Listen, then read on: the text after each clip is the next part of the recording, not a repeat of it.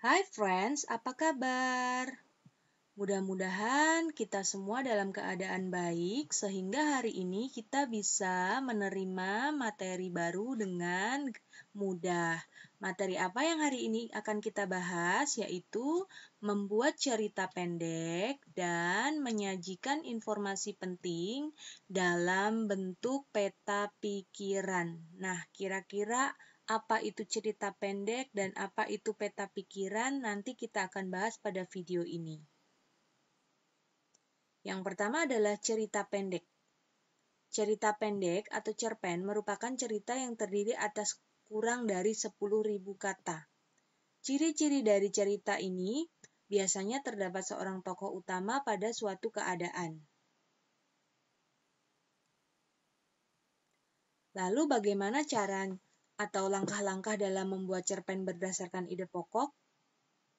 Ada beberapa langkah yang harus kalian ketahui ketika kalian ingin mengembangkan sebuah ide pokok menjadi cerita pendek yang baik. Yang pertama adalah membuat topiknya. Topik ini sangat penting. Ketika kalian tahu topik atau tema dari cerpen yang ingin kalian buat, maka kalian pasti akan bisa membuat ide pokoknya dengan mudah. Kemudian yang kedua adalah menentukan ide pokok dari tema atau topik yang sudah kalian buat. Kemudian yang ketiga tentunya membuat kalimat utama.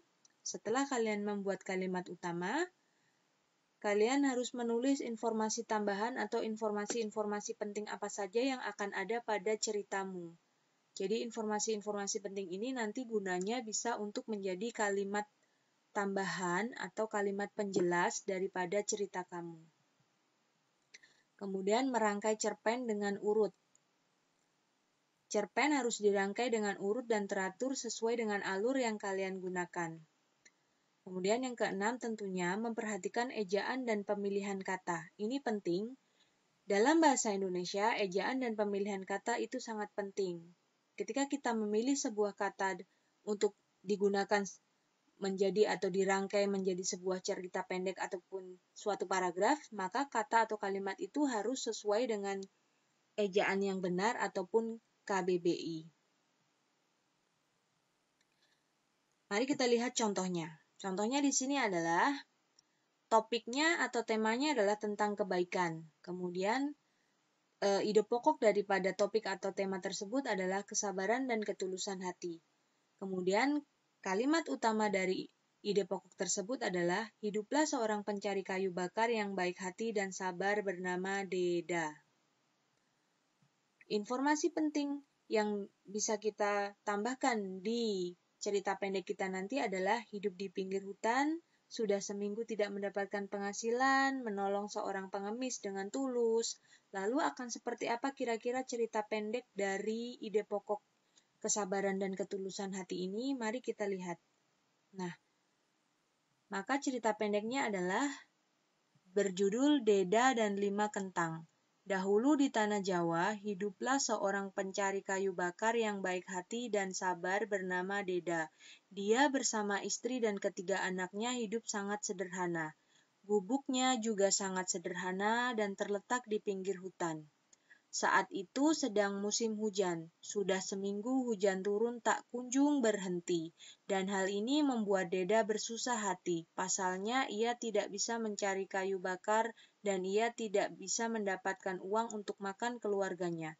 Dengan resah kemudian istrinya berkata, "Suamiku, persediaan makanan sudah sangat menipis. Kita hanya punya 5 butir kentang dan itu pun tak cukup untuk makan kita sekeluarga. Aku tahu, tolong bersabarlah sedikit lagi. Semoga besok tidak hujan dan aku bisa pergi ke hutan mencari kayu. Sisa kentang itu biarlah untuk anak-anak saja," jawab Deda.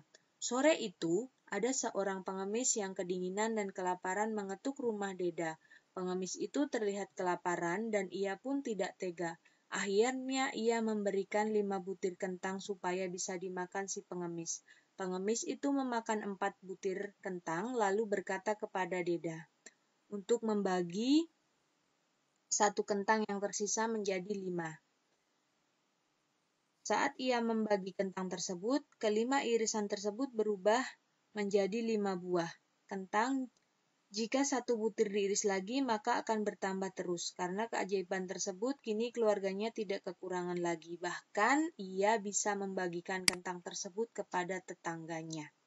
Nah, dari cerita ini bisa kita ketahui bahwa kalimat utamanya tadi adalah hiduplah seorang pencari kayu bakar yang baik hati dan sabar bernama Deda.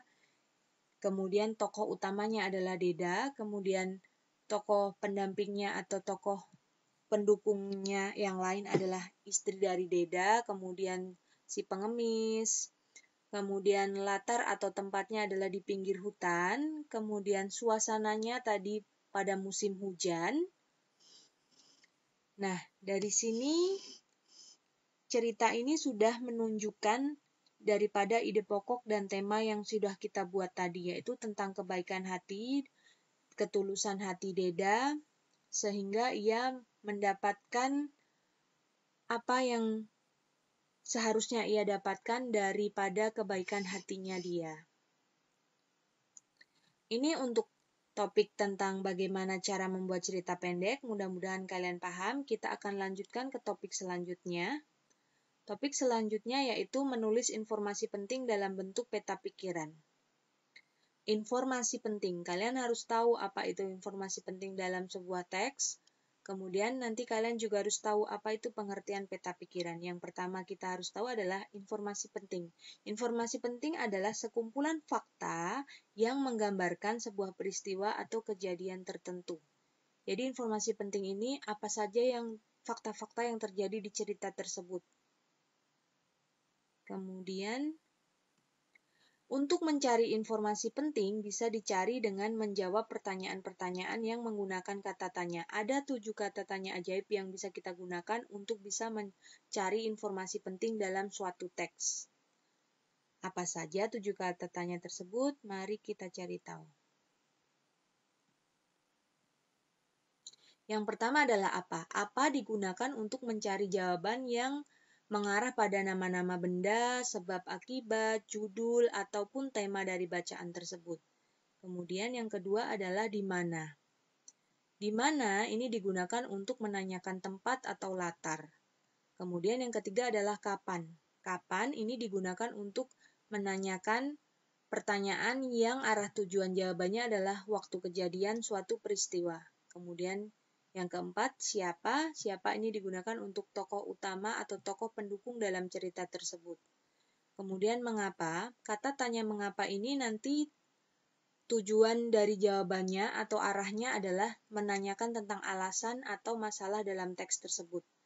Kemudian bagaimana? Bagaimana ini digunakan untuk menanyakan tentang cara membuat, proses, urutan, pendapat, ataupun sikap.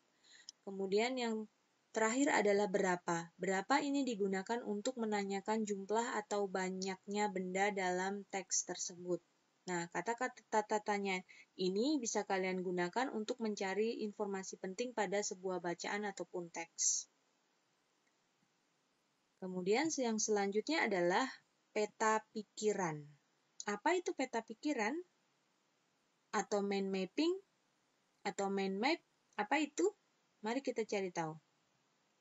Peta pikiran yaitu suatu cara menyajikan informasi yang kita peroleh dari teks dalam bentuk diagram. Disebut juga cara mencatat kreatif. Ini adalah contoh peta pikiran. Di tengah ini nanti kalian tuliskan judul. Kalian beri kotak seperti ini atau boleh bulat. Kemudian nanti kalian beri tanda panah atau cabang seperti ini. Kemudian di kotak selanjutnya ini ada pertanyaan siapa. Kemudian kalian harus isi pertanyaan lengkapnya nanti bersama jawabannya. Tidak hanya kata tanya seperti ini hanya sebagai contoh. Kemudian di sini adalah kata tanya apa, ini juga harus lengkap antara kalimat tanya dan jawabannya. Kemudian jangan lupa di sini ada tanda panahnya. Kemudian di sini ada tanda panah lagi, di sini ada kata mengapa. Jangan lupa juga harus diisi dengan lengkap. Tidak hanya kata tanya tetapi dengan kalimat pertanyaan dan jawabannya. Kemudian di sini adalah bagaimana. Kalian juga harus menuliskannya nanti dengan lengkap. Tidak boleh hanya kata bagaimana titik-titik tanda tanya. Ini hanya sebagai contoh. Dan juga jangan lupa menuliskannya dalam bentuk seperti ini yang rapi, disusun secara rapi, dan ingat kata tanyanya tidak harus seperti yang Miss Nani sini berikan contoh, seperti apa, siapa, mengapa, bagaimana. Kalian boleh menggunakan kira-kira kata tanya yang lain yang bisa digunakan untuk mencari informasi penting dalam teks yang akan kalian cari nanti. Contohnya mungkin berapa, kemudian di mana, mengapa. Mari kita lihat contohnya. Nah, di sini ada teks. Teks ini berjudul Wisata Hutan Desa Bumi Gemilang. Mari kita baca bersama. Desa Bumi Gemilang terkenal akan sumber daya alam hutan yang berlimpah. Namun, hutan ini sangat sunyi. Selama bertahun-tahun, penduduk Desa Bumi Gemilang mencari kayu bakar sebagai mata pencarian di hutan. Kegiatan penduduk yang secara terus-menerus tersebut membuat beberapa pemuda jenuh. Menurut mereka, hutan di desanya sangat indah dan berpotensi untuk dijadikan hutan wisata. Pepohonan pinus yang rimbun, udara yang sangat sejuk, serta pemandangan yang indah menjadi alasan utama mereka ingin mengubah hutan tersebut menjadi wisata hutan. Awalnya, ide dari beberapa pemuda desa tersebut tidak disetujui oleh penduduk lainnya. Mereka beranggapan bahwa hutan ini terlalu sunyi sehingga tidak akan banyak wisatawan yang mau datang ke hutan ini.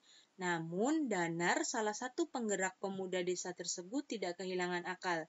Dia mengumpulkan foto-foto serta video yang berisi pemandangan alam di sekitar hutan, lalu mengunggahnya ke media sosial.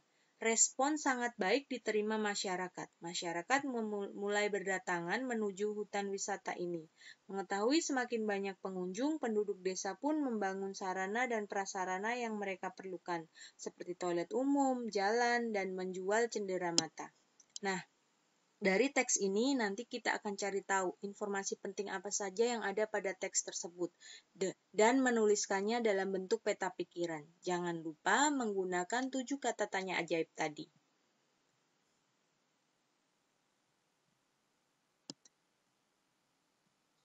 Maka peta pikiran yang kita dapatkan dari informasi-informasi penting tersebut tadi adalah judulnya di sini Wisata Hutan Desa Gemilang.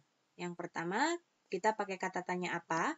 Kalimat tanyanya, apa yang diusulkan untuk dibuat di Desa Bumi Gemilang? Jawabannya, hutan wisata diusulkan untuk dibuat di Bumi Desa Gemilang.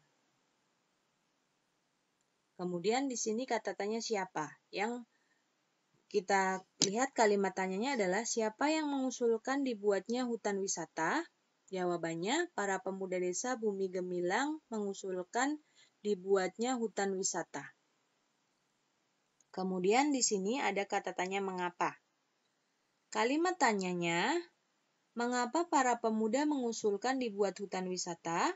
Jawabannya berdasarkan teks tersebut yaitu karena mereka jenuh dengan mata pencaharian yang hanya mencari kayu bakar. Kemudian di sini yang terakhir ada kata tanya bagaimana.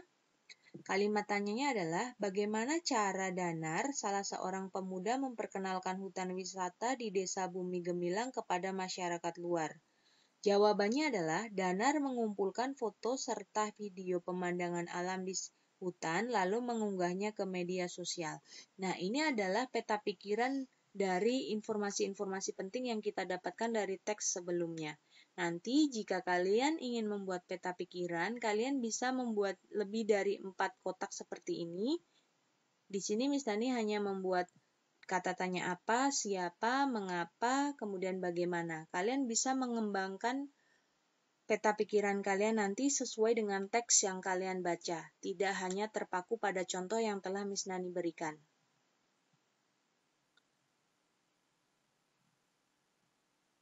Nah, itu tadi adalah penjelasan Miss Nani tentang bagaimana cara membuat cerpen dan bagaimana cara menulis informasi penting ke dalam bentuk peta pikiran. Nah, Miss Nani rasa cukup sekian. Mudah-mudahan penjelasan Miss Nani jelas. Jika ada pertanyaan, seperti biasa silakan langsung hubungi Miss Nani. Terima kasih teman-teman sudah menonton video ini.